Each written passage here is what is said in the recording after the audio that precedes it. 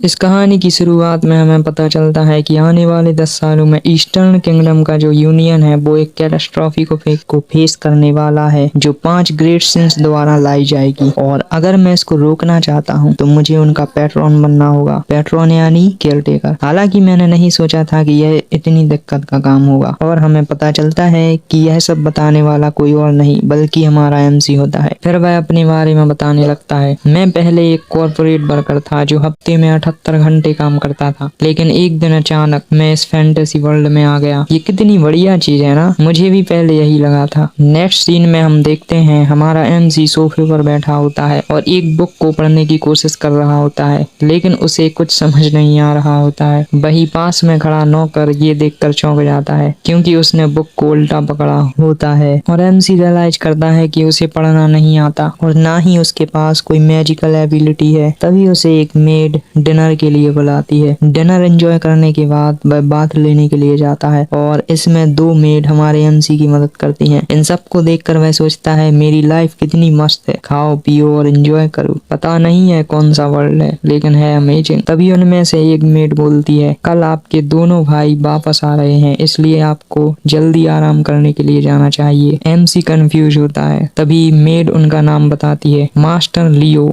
और Tonio. Master आप तो ऐसे बात कर रहे हैं जैसे आप अपनी ही फैमिली को भूल गए हो। लेकिन जैसे ही हमारा एमसी पलाटियो फैमिली का नाम सुनता है वह पूरी तरह से स्टैचू की तरह बन जाता है और मन में कहता है एक मिनट, ये नाम तो कहीं सुने हुए लग रहे हैं, ये तो साइकेडेलिया है। अब ये मत कहना कि मैं इसके अंदर हूँ। फिर वह साइकेडेलिया के बारे में बताता है जो एक आरपीजी गेम है जिसको हमारा एमसी पिछली लाइफ में बहुत खेलता था। फिर आगे वह बताता है तुम इस गेम को चाहे कैसे भी खेलो, लेकिन जब 5 great sins wrath, greed, sloth, pride, obsession की एंट्री होती है तब सारे के सारे किंगडम्स, नोबल्स और सिटी सब कुछ तबाह हो जाते हैं। और प्लाटियो फैमिली तो वैसे भी ठगों की फैमिली है, जिसमें फर्स्ट सन लियो प्लाटियो को किंग ऑफ प्रोस्टिट्यूट और सेकंड सन टोनियो प्लाटियो को किंग ऑफ ड्रग कहा जाता है। और ये तो गेम का मेन क्वेस्ट भी नहीं है। फिर वह अपने घर के फ्रंट पर जाकर खड़ा होता है। इसको देखकर वह चौंकते हुए कहता है एक मिनट, मैं इस प्लेस को जानता हूँ, ये तो वही जगह है जो गेम में थी। क्या ये कोई मजाक है? आखिर पूरी दुनिया को छोड़कर मैं इसी घर में क्यों आया? यह फर्स्ट किंगडम का हिस्सा है जो 5 ग्रेट सिंस द्वारा तबाह होगा। फिर फाइनली हमें एमसी का नाम बताया जाता है, third son of count Platio, Alan Platio. आगे देखते हैं हमारा एमसी अपने बेड पर स्टैचू की तरह लेटा होता है और मन में कहता है प्लीज मैं अपने घर वापस जाना चाहता हूँ। मैं हफ्ते में 78 घंटे काम कर लूंगा, लेकिन यहाँ रहना नहीं चाहता। भले ही अभी मैं ड्रीम लाइफ जी रहा हूँ, लेकिन ये सिर्फ केवल 10 साल तक चलेगी और उसके बाद मेरा नाम और निशान तक मिट जाएगा। ये तो मेरे आधे साल की सैलरी ना मिलने से भी बुरा है। और ऐसा कैसे हो सकता है कि एक ट्रांस माइग्रेटर के पास कोई पावर नहीं है? लेकिन तभी उसे कुछ याद आता है और अपने बिस्तर से उठते हुए कहता है एक मिनट, लेकिन मुझे पता है कि 10 सालों में क्या होने वाला है और क्यों ना मैं इस तबाही के सोर्स को ही पहले खत्म कर दूं। और अगर मैं एक पीसफुल नोबल लाइफ जीना चाहता हूँ तो उन 5 सिंस को रिफॉर्म करना होगा। हालांकि अच्छी बात यह है कि वो अभी बच्चे हैं, इसलिए ये करना बहुत आसान होगा। फिर सीन शिफ्ट होता है 2 महीने बाद, जहाँ कोई कह रहा होता है मैंने ईस्ट के ह्यूमन एक्सपेरिमेंट लैब से ऑर्फन को रेस्क्यू कर लिया है और यूटिया नाम की लड़की को नए ऑर्फनेज का इंचार्ज बना दिया है। आगे पता चलता है यह एलन का पर्सनल नाइट इवान होता है। एमसी उससे कहता है मैं जानता था तुम स्किल्ड हो, इसलिए तुम इस काम के लिए सही हो। ये सुनकर उसका नाइट कहता है क्या यह कम्प्लीमेंट था, क्योंकि आपके फेशियल एक्सप्रेशन से कुछ पता नहीं चल रहा। एमसी कहता है हाँ यह कम्प्लीमेंट है, तुम्हारे साथ काम करके अच्छा लगा। और यह कहते हुए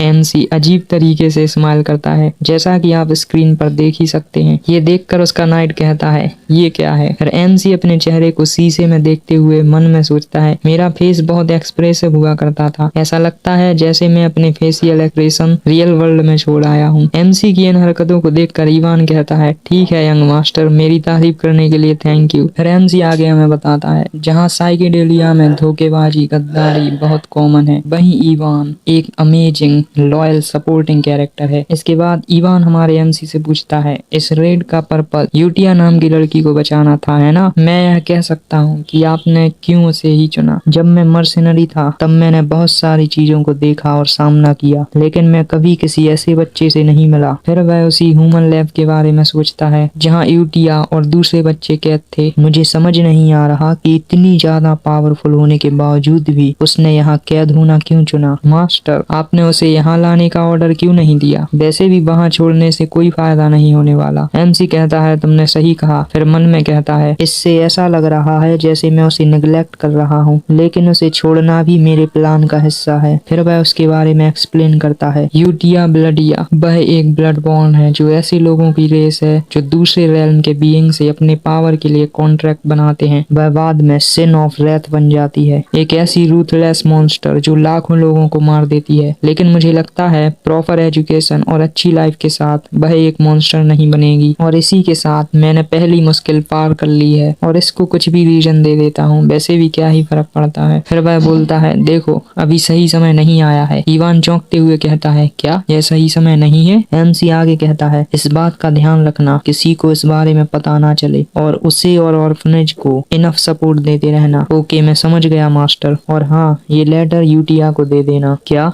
एक लेटर? क्या इसमें कोई इम्पोर्टेंट चीज है? नहीं, जस्ट ग्रीटिंग। मैं जानना चाहता हूँ कि वह ठीक है, क्योंकि वह एक्सपेरिमेंट जैसी कुछ हॉरिफिक चीजों से गुजरी है, इसलिए मैंने सोचा कि ये करना सबसे अच्छा होगा। इसको सुनकर इवान कहता है, आप कितने जेनरस हैं यंग मास्टर, मैं पक्का उसे ये लेटर डिलीवर कर दूंगा। फिर वह जाने लगता है। एमसी उसे जाते हुए देखता है और सोचता है, मैं नहीं जानता उसको सिंपैथी दिखाना सही होगा या नहीं, पर ट्राई करने में क्या जाता है। हालांकि मैंने एक इम्पोर्टेंट मैसेज को भी उसमें शामिल किया है। हालांकि ये मैसेज इसी गेम के एक कोड से आता है जो मुझे अब भी याद है, जिसको आप स्क्रीन पर देख सकते हैं। ये कोड गेम में तब आता है जब सिन ऑफ रेथ का आर्क आता है। फिर उसी गेम के अंदर का सीन दिखाया जाता है जिसमें यूटिया रेड मून के नीचे किसी मॉन्स्टर की तरह तबाही मचा रही होती है। चारों तरफ केवल खून ही खून दिखता है, लेकिन इसके लिए अब भी 10 साल हैं, इसलिए ज्यादा देर नहीं हुई है। और अपनी बॉडी को स्ट्रेच करते हुए कहता है, अब जो मैंने 5 में से एक सिन से डील कर ली है, तो अब अगले की बारी है। हालांकि ये कितना रिडिकुलस लगता है, सिर्फ एक कोड की वजह से किसी मॉन्स्टर से दोस्ती करना। हो सकता है ये काम कर जाए क्योंकि वे किसी दूसरे वर्ल्ड के बीइंग की पूजा करते हैं। सच में उन फनाटिक लोगों की सोच को समझना हार्ड है। इसके बाद सीन शिफ्ट होता है और यूटिया को दिखाया जाता है जो एमसी के लेटर को पढ़ रही होती है। वही पास में खड़ा इवान यूटिया को देखते हुए सोचता है, इसका माना कितना पावरफुल है, एक स्ट्रेंज चाइल्ड जिसको देखकर लगता है जैसे उसके पास कोई इमोशन ना हो। तभी यूटिया इवान की तरफ देखते हुए कहती है, तुमने कहा यह लेटर मिस्टर एलन ने भेजा है, लेकिन उन्होंने मुझे वहीं क्यों नहीं बुलाया? और ये कहते हुए वह अपना माना रिलीज कर रही होती है। यह देखकर इवान घबरा जाता है और मन में कहता है, जो मास्टर लेवल पर हैं केवल वही इस प्रकार का माना मैनिफेस्ट कर सकते हैं। तभी वह एमसी की बात याद करते हुए कहता है, उन्होंने कहा था अभी सही समय नहीं आया है। इसे सुनकर वह थोड़ा शांत होती है। फिर उस लेटर की कुछ लाइंस को दिखाया जाता है और उसको हक करते हुए वह कहती है, तो यह एक मैसेज है जो मास्टर ने मुझे दिया है, और एक ईविल सी स्माइल देती है। मैं समझ गई उनका क्या मतलब है। इसी दौरान एमसी अपने बेड पर लेटे हुए कहता है, मैं किसी तरह अपनी लग्जूरियस लाइफ को थोड़ा बढ़ाने में सफल रहा, यहाँ तक कि मून भी अब मुझे चीयर कर रहा है, तो अब दूसरे सीन की बारी है। और ये कहते हुए सो जाता है।